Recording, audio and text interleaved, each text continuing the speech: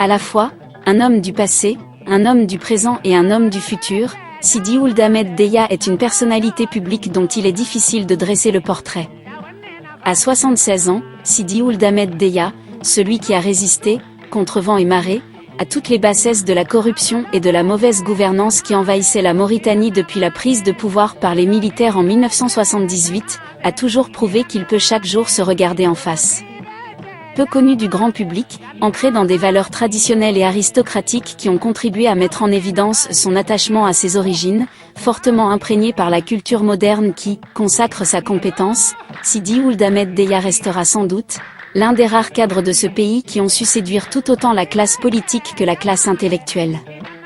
En 1972, il ouvre son parcours professionnel par la fonction d'inspecteur des impôts. En 1978, les portes de l'École nationale d'administration s'ouvrent très grandes, devant sa réussite au concours d'entrée de cette prestigieuse école. À peine sorti de l'ENA, le voici gouverneur de la wilaya de l'Assaba, à 208 km seulement de sa ville natale Aïn El Atrous. En 1981, il est choisi pour combler le déficit épouvantable de compétences qui caractérisait la présidence de la République à cette époque. Il restera secrétaire général du palais 12 mois durant. Il est ministre des Finances de 1982 à 1984. Il devient contrôleur financier en 1987, puis secrétaire général de l'OMVS de 1988 à 1989, ensuite directeur général de la Sonader de 1989 à 1990, avant d'être catapulté inspecteur d'État de 2007 à 2009. Sidi Ould Ahmed Deya, un responsable dont le mandat dans chacune de ses fonctions n'a jamais dépassé plus d'1 an, est un fonctionnaire hors pair. C'est un commis de l'État moulé dans un sarcophage qui l'a toujours protégé des tentations des détournements des deniers publics, de la mauvaise gestion, et, surtout, de la malhonnêteté intellectuelle qui caractérise certains cadres sitôt promus à la moindre responsabilité. Né une année seulement après le rattachement des 2 Audes du Soudan français à la République islamique de Mauritanie naissante, Sidi Ould Ahmed Deya a fréquenté l'école mauritanienne avant que celle-ci ne soit spoliée par les divergences, les contradictions et les batailles idéologiques.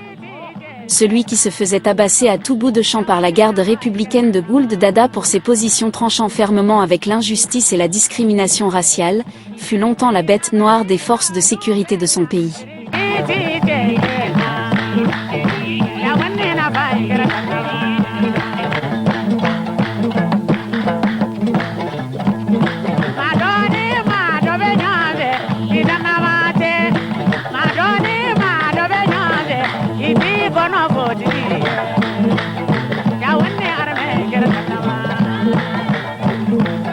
Sidi Ould Ahmed Deya est resté jusqu'à ce jour, invariablement le même.